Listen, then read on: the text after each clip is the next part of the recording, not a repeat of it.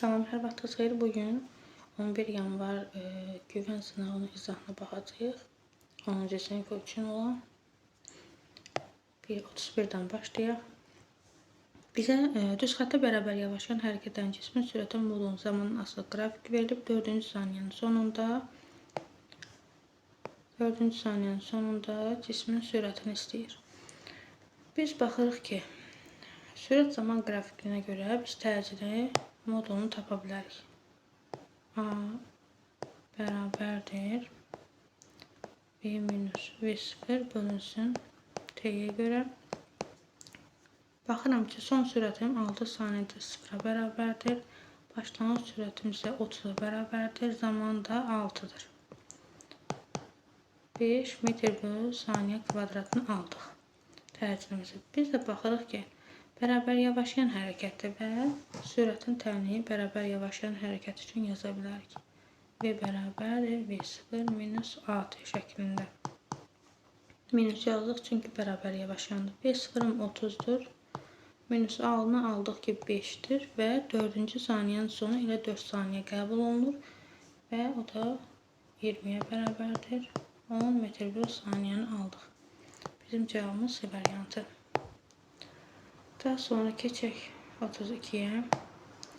Bizə düz xəttə bərabər yerləşən hərəkət edən maddi nöqtənin düz xəttlə dediyi üçün nədir? Bizim hərəkət trayektoriyası düz xəttdə olmalıdır. Daha sonra sürətin qiyməti isə zaman keçdikcə bərabər yerləşən hərəkət olduğu üçün artmalıdır və təcilin qiyməti də nə etməlidir? Dəyişməz. Çünki bərabər təcil hərəkətdə təcil konstantdır. 1, 3, 5 oldu 32'də cavab. 33'də isə xətti sürət verilib və dövrətmə periodu 2 saniyə olan bu maddi nöqtənin 4 tam dövr ərzində getdiyi yolu istəyir. Biz bilirik ki, çevre sürət hərəkətdə L bərabərdir 2 pi r. Bizə dövr sayı verdikdə də vururuq biz də onu enə. Daha sonra isə xətti sürət verib. Xətti sürətin düsturda V bərabərdir 2 pi r bölünsün T şəklindədir bizim xətti sürətin düsturu. Və bizə verilmiş radiusu biz baxırıq ki, bizə radius məsələn pi verilməyib də, deməli onlar bizə lazım deyil. Ona görə 2 pi r buradan mən tapsam 2 pi r VT-yə bərabər olar. Elə burada 2 pi r-in yerinə VT yazsaq, onda bizim düsturumuz bu şəkildə VT-in hasili şəklində olar və V 5'dir, T 2'dir, dövr sayı 4'dür. O da eləyəcək 40. Cavabımız Y variantı. Daha sonra bizə 34'ə baxaq. 34'də də tezliyin radiusdan asılılıq diaqramı verilib və deyir ki, xətti sürətin ən böyük qiymətinə uyğundur. Bizim düsturumuzu yenə yazaq. V bərabərdir 2 pi r n şəklindədir düsturumuz və xətti sürətin böyük qiymət almaq üçün radius da böyük qiymət almalıdır. Tezliyimiz də böyük qiymət almalıdır. Biz də baxırıq ki, tezliyin böyük qiyməti 2, radiusun böyük qiyməti elə 2 nöqtəsinə uyğundur. Cavabımız B variantı. Daha sonra 35'ə baxaq. 35'də bizə maddi nöqtə deyir, bir düz xətt boyunca əks istiqamətlə yönəlmişdir. Biz bilirik ki, əvəzləyici qüvvə əgər əks istiqamətdə yönəlibsə, F əvəzləyici bərabərdir, çıxmalıyıq da. Burada da əvəzləyici qüvvəni 10 verib, F2'ni də 6 verib. Biz baxırıq ki, əvəzləyici qüvvə 10'dursa, onda deməli F1'dən F2'ni çıxmalıyam. Çünki onda F1 böyük olmuş olur da, böyük qüvvədən kiçik qüvvəni çıxırıq. Və əvəzləyicini 10 verib, F1'i axtarırıq. F2 də bizə 6'dır. Onda F1 16'ya bərabər olar da 16 newtona. D variantı. 36'ya baxaq. İçərisində su olan bir menzurka verilib və əvvəlcə menzurkanın içinə baxırıq ki, cisim atılmamış da 40 millidir. Cisim atıldığı anda isə menzurkanın səviyyəsi qalxıb 60 milli olub. Biz həcmi tapa bilərik də. V bərabərdir 60'dan 40'ı çıxaram. Onda 20 milli taparam. Biz də bilirik ki, 20 milli burada cavab kub santimetrdən olduğu üçün elə 20 milli 20 kub santimetrə bərabərdir. Və sıxlığı V bərabər M bölünsün V düsturundan tapa bilərik ki, 120 qram verilib, çevirmirik çünki cavabı qramdan istəyir. Həcmi də tapdıq ki, 20 kub santimetr, o da nə edəcək? 6 qram bölü kub santimetr. B variantı edəcək. 37-yə baxaq. 37-də də yer səthindən H hündürlüyündə yerin qravitasiya sahəsinin intensivinin ifadəsini istəyir. Biz də bilirik ki, J bərabərdir. J M bölünsün R plus H-ın mötərizə kvadratına bərabərdir. Yəni D variantı. 38-də isə bir cismi biz yer səthindən şaqılı yuxarı atdığımız anda, bax, bir cismi biz yer səthindən şaqılı yuxarı atdığımız anda o nə edir? Maksimal hündürlüyə çatır və V bərabər 0 olur və başlayır yavaş-yavaş düşməyə aşağı. Onda nə edeyim? Yer səthindən yuxarı atılanda başlayır bərabər yavaşımağa və sürətini sıfıra endirir. Daha sonra nə edir? Bərabər yeniləşməyə. Y variantına uyğundur. 39-a baxaq. Bizə yayın sərtliyini ifadəsini istəyir beynəlxalq sistemdə. Biz də bilirik ki, K nəyə bərabərdir? F bölünsün X-ə bərabərdir. Burada Newton bölünsün metrə bərabərdir. Newtonu aça bilərik. Kiloqram vurulsun metr böl saniyə kvadratı. Newton açılışıdır. Vurulsun bir də məxrəcdə Newtonumuz var. Newtonlar gedər. Kiloqram bölünsün saniyə kvadratı. A variantı bizim deməli sərtliyin vahididir. 40-a baxaq. 40-da üfüqi bir səth verilib. Üfüqi səth üzərində deyir hərəkət edən M kütləli cisim. Sürtünmə qüvvəsi 6 Newton olarsa, cismin səthinə göstərdiyi reaksiya qüvvəsini hesablayın. Biz də bilirik ki, F sürtünmə nəyə bərabərdir? F sürtünmə mü N-ə bərabərdir və biz buradan elə reaksiyanı tapsaq, N bərabərdir. Mü məxrəcə, F sürtünmə sürətə. F sürtünməni də verib 6, mü'nü də verib 0.3. O da necə? 60 bölünsün 3-dən 20 Newton eləyər. Y variantı. 41-ə baxaq. 41-də də masa üzərində deyir, bərabər sürətlə sürüşən M1 cisminə təsir edən sürtünmə qüvvəsinin moduludur. Hesablayın. İpin çəkisi və blok qoxundakı, yəni sürtünmə deyil, nəzərə alınmır. Biz baxırıq ki, bu M2 cisminin ağırlığı nə qədərdir? M2 J'dir və nəyə bərabər? M2 30-dur. 30-a bərabərdir. Eyni ipdə eyni gərilmədə bu 30-la eyni aşağı düşürsə, deməli bu ipdə də yaranan qüvvə 30 Newtona bərabərdir də. Eyni ipdə çünki eyni gərilmə olur. M1-ə baxıram. M1-in ağırlığı ilə dayanıq reaksiya qüvvələri bir-birlərini sıfırlayır. Ona görə baxmırıq. Bizə M1-də sürtünmə qüvvəsinə bir dənə baxaq. Sola doğru bir dənə F sürtünmə yaranır və biz də bilirik ki, bərabər deyir, bərabər sürətlə sürüşün. Yəni, ümumiyyətlə, bərabər sürətlə sürüşürsə, biz bilirik ki, sürtünmə qüvvəsi dartı qüvvəsinə bərabər. Buradakı dartı qüvvəsində 30 Newton oynayır da, rol oynayır. Ona görə elə F sürtünmə bərabərdir deyəcək ki, elə 30-a D variantı. 42-yə baxaq. Burada tarazlıqda saxlanan cismin kütləsini hesablayın. Biz baxırıq ki, bu 60 Newton aşağı çəkirsə, bu qüvvə bu ipi neyniyəcək? Yuxarıya doğru bir 60, bu ipdə eyni gərilmə, burada da bir 60 olacaq. Yuxarıya doğru 2 60 oldu, elə deyim, onda deməli, bu ipdəki qüvvəmiz neçəymiş? 120 imiş ki, 120 imiş də. Onda aşağıya doğru ağırlığımız da MC olduğuna görə, yəni 120 bərabərdir MC. Və yaxud belə də deyə bilərik. 2F yuxarıya doğru 2F qüvvəsi dartır da 2F MJ-yə bərabərdir. Biz də bilir ki, F-imiz 60-dır. 2 vurulsun 60 bərabərdir MJ şəklində də deyə fikirləşə bilərik. M-mizi istəyir, kütləni istəyir. M də bərabərdir. J məxrəcdədir 10. 2 vurulsun 60. O da eləcək 12 kiloqram.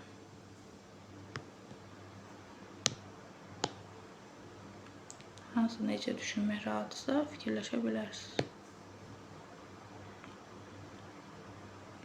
41-ə baxaq. Bizdə O nöqtəsinə nəzərən F qüvvəsinin qolunu hesablanır. Qüvvənin qolunun tərifi necə idi? O fırlanma mərkəzindən, bura O fırlanma mərkəzindən qüvvənin təsir xəttinə çəkilən və ya qüvvənin uzantısına çəkilən perpendikulyar idi ki, bizim nəyi verirdi? Qüvvənin qolunu verirdi. Elə baxırıq ki, S nöqtəsidir də bizdə qüvvənin qolu. Yəni OS nöqtəsi qüvvə qolu sayılır. B variantı, S variantı. 44-ə baxaq.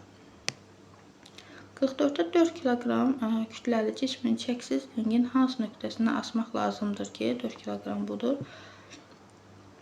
Ring tərazlıqda qalsın. Momentlər qaydasına görə, yəni M1 bir birişi bərabərdir M2-dir də.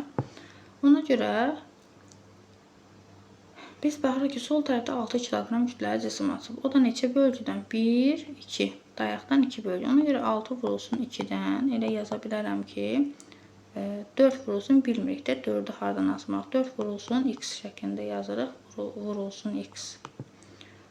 Bu zaman nə edəcək? X bərabərdir 12 bölünsün 4-dən 3. Deməli, biz bunu dayaqdan 3 bölgüdən asmalıyıq. 1, 2, 3. Bu nöqtədən asmalıyıq ki, tarazlıqda qalsın lingimiz. Yəni, C variantı.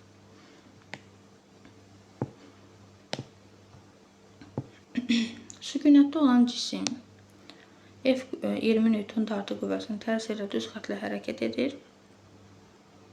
Bu qüvvənin 5 metr yolda gördüyü işi hesab. Biz işin üstünü bilirik də nəyə bərabər? A bərabərdir F. Biz bilirik ki, bucaq olduqda F kosinus alfadır. Və yaxud heç o şəkildə bilməsək də biz bilirik ki, bucağa bitişik hansıydı? F kosinus bucağı, F kosinusu idi, F kosinus alfa. Və yəni bizi üfüqi səthdə hərəkət elətdirən qüvvə də elə F kosinus alfaya bərabər. Ona görə yazıram ki, F kosinus alfa vurulsun S şəklində orada. Və F kosinus alfamız da neçəyə bərabər? F'imiz 20-dir. 20 vurulsun kosinus alfamız da 0.8. S'imiz də 5 metrdir də. Çünki 5 metr yolda deyir. 2 8, 16. 16 vur 5-dən 80 eləyəcəkdim. B variantı.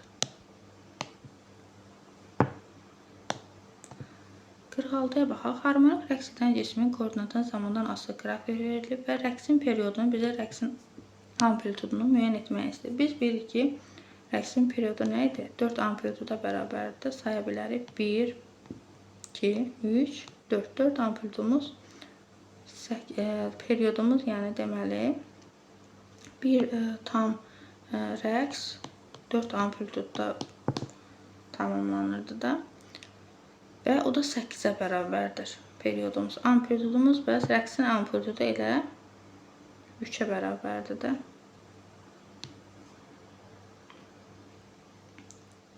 Amplitud 3, period 8, D variantı.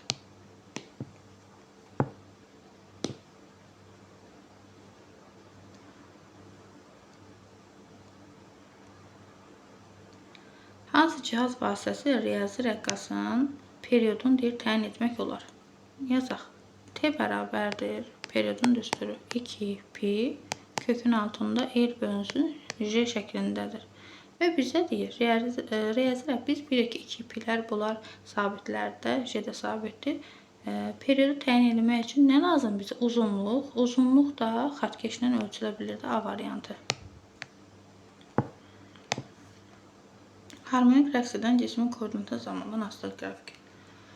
Harmonik rəqs edən cisim biz bilirik ki, sürət idi, sürətdir, koordinatdır, sürətdir, təcil idi. Bunlar sinus və ya kosinus qanunundan dəyişirdi. Biz də baxırıq ki, sinus və ya kosinus qanunundan dəyişən Y variantıdır. 49-a baxaq. 4 metr bölü saniyə sürətlə hərəkət edən impulsu 8 km bölü saniyə olan cismin kinetik enerjisini hesablayın. Kinetik enerjinin düsturlarını yazaq. Kinetik bərabərdir nə idi? mv kvadratı bölü 2 p kvadratı bölünsün 2, bir də pv bölünsün 2 idi. Biz də baxırıq ki, bizim üçün işimizə yarayan sürət var, impuls var. Deməli, sonuncu düsturdan istifadə edəcəyik. PV bölünsün 2 düsturundan biz kinetik enerjini tapa bilərik. Yazıram, impulsum 8, sürətim 4 bölünsün 2-dən. Deməli, mənim kinetik enerjim 16 joule-ymuş.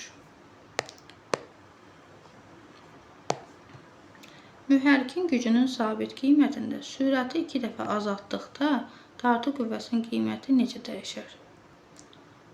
Biz gücün düsturu nə idi? N bərabərdir A bölünsün T'dir. A-nın yerinə F vurulsun S bölünsün T yazanda S bölünsün T mənə V-ni verir də. Bu da düsturumuz N bərabər FV şəklində alınır. Və deyir ki, mühərrikin gücünün N-in sabit qiymətində mən sürəti 2 dəfə azaltdıqda nə etməlidir?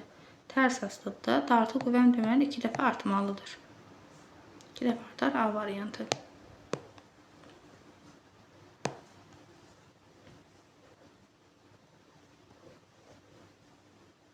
Həll 1-ə baxaq.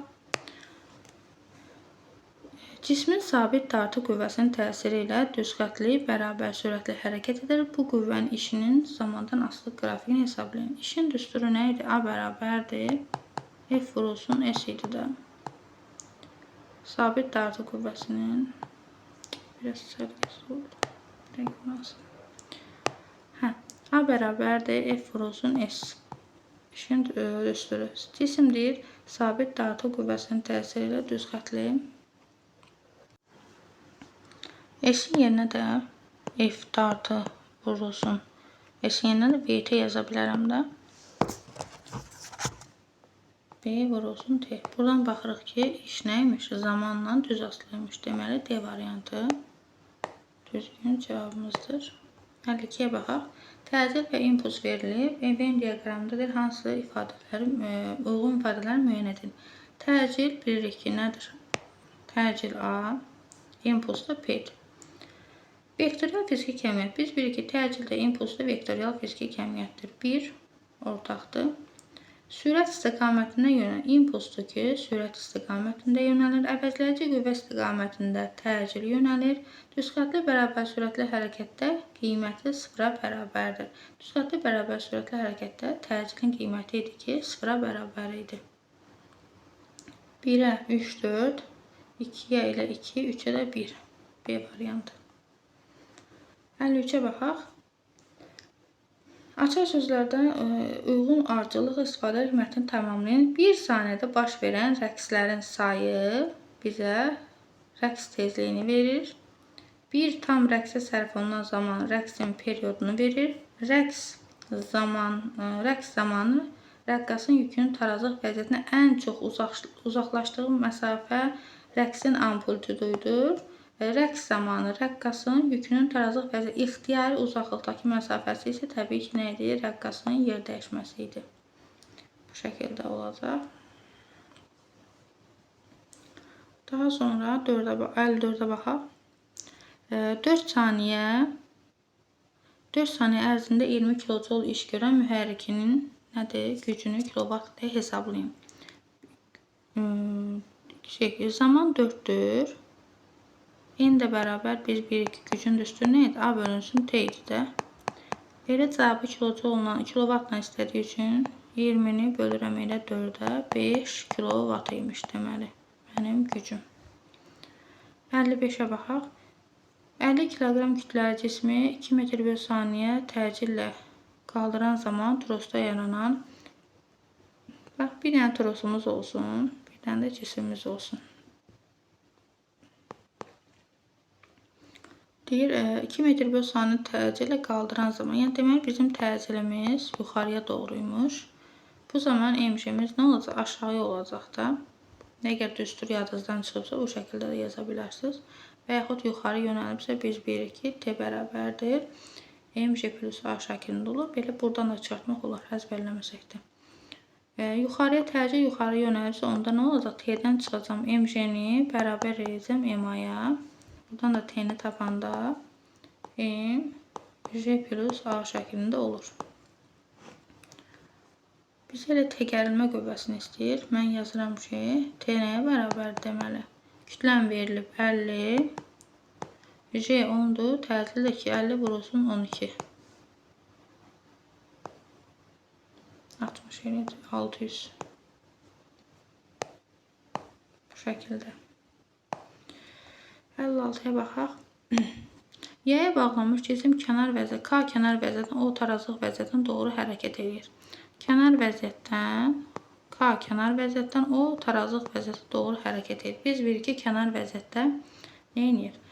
Kənar vəziyyətdən tarazlıq vəziyyətinə doğru hərəkət edirsə, deməli kənar vəziyyətdə nə idi? Sürətim sıfırdır. İmpulsum, bir də kinetik enerjim sıfıra bərabərdir. Kənar vəziyyətdə. Tarazlıq vəziyyətdə isə bilirik ki, sürət, impuls, kinetik enerji maksimumdur. Bu kənar vəziyyətdən tarazlıq vəziyyətinə gəlirsə, deməli mənim cismin impulsu artır. Daha sonra yayda yaranan elastiklik qüvvəsinin qiyməti artır. Elastiklik qüvvəsi də qiyməti azalır. Çünki tarazlıq vəziyyətində də nə? Təcil idi, F idi, qüvvə idi, X idi, bir də potensial enerji idi ki, bunlar sıfıra bərabər idi. Və azalanlar deməli nəymiş? Yayın elastiklik qüvvəsi idi ki, azalır. 1, 5.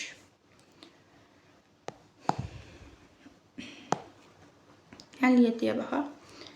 F qüvvəsinin təsiri ilə düz xətlə bərabər yerinləşən hərəkət edir. Biz baxırıq ki, bu geri səthidir, F qüvvəsi sola doğru hərəkət edir. Bərabər yerinləşən dediyi üçün deməli, yəni bizim təcilimiz də sola doğru hərəkət edir sürət istiqamətində. Və onda bizim dayağın reaksiya qüvvəsi nə olacaq? Biz bilirik ki, dayağın reaksiya qüvvəsi səthə perpendikulyar şəkildə yönəlir. mg aşağıya doğru və bir də sürtünmə qüvvəmiz var ki, hərəkətin əksinə yönəlir. Bu da dartı rolunu oynayır, F dartıdır. Müsbət iş görün. Biz bilirik ki, müsbət iş görən hansıdır? F qüvvəsidir ki, 1-ə A uyğundur. 2-yə baxaq. Bir də müsbət iş görən əvəzləyici qüvvədir ki, nədir? Biz çünki dedik, hərəkət bərabər yerinləşəndir. Ona görə əvəzləyici qüvvədə müsbət iş görəcək. Mənfi iş görən isə təbii ki, burada hərəkətin əksini olan sürtünmə qüvvəsidir. 2-yə D. 3-ə bir dənə baxaq. İş görməyən qüvvə, bu da səthə perpendikulyar olan qüvvə, dayağın reaksiya qüvvəsindən ağırlıq qüvvəsidir ki, bunlar iş görmür. Dayağın reaksiya qüvvəsi, bir də ağırlıq qüvvəsi, B, Y. Bunlar iş görmür. Ona görə nədir? Həm də ki, sıfıra bərabərdir. Gələk açıq suallara.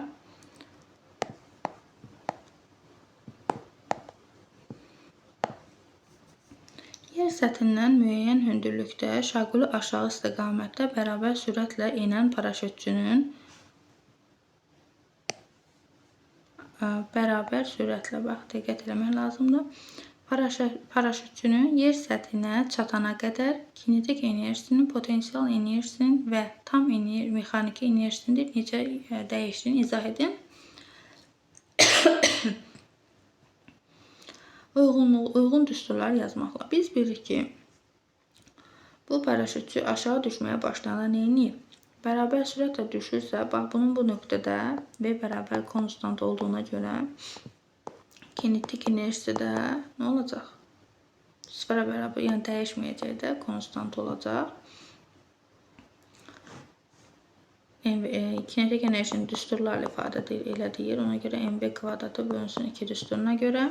Daha sonra potensial enerjiyə baxaq. Potensial enerjisi də nə edir? Bu paraşütçü getdikcə aşağı düşür deyirdi. Yəni aşağı düşdükcə nə edir? Mənim hündürlüyüm azalır. Hündürlüyüm azalırsa, onda potensial enerjim nə olacaq? Y potensial enerji düsturu mg h-dır da. Hündürlüyüm azalırsa, deməli mənim potensial enerjim başlayacaq azalmağa. Bir də tam enerji necə olur? Tam enerjidə enerjinin saxlanma qanunu bilirik ki, kinetik enerji üstəgəl potensial enerjidir. Mənim kinetik enerjim konstantdırsa, dəyişmirsə, onda potensial enerjim də dedik ki, azalır. Hündürlük azaldığına görə, ona görə mənim tam enerjim də deməli azalmalıdır. Bu şəkildə. İndi 59-a baxaq. Müəyyən hündürlükdən deyir, sərbəst düşən, 2 kiloqram sərbəst düşən deyir. Deməli, V0 bərabər də 0-dır. Kütləli cisim 4-cü saniyənin sonunda impulsun modulunu hesablayın. Sərbəst düşürsə elə delta P şəklində bu şəkildə yazaq. F vurulsun T. Sərbəst düşürsə biz bilirik ki, üst üstə açaq delta P0 bərabərdir FT şəklində yaza bilərik. Sərbəst düşdüyünə görə bu 0-dır. Onda deməli P nəymiş? F vurulsun T imiş. Mənə də qüvvə vermədiyinə görə onda yaza bilərəm ki, P bərabərdir mj vurulsun T şəklində yaza bilərəm. Elə impulsu istəyir. P bərabərdir. Kütləni baxıram ki, 2 kiloqram, J 10-dur. Zaman da 4-cü saniyənin sonunda, yəni 4 saniyə qəbul, o da 80. Sonuncu suala baxaq. Bizə düz xətlə hərəkət edən 4 kiloqram kütləli cismin sürət zaman tənliyi verilib və cisim deyir, ilk 5 saniyə ərzində cismin kinetik enerji asılı qrafikini çəkin.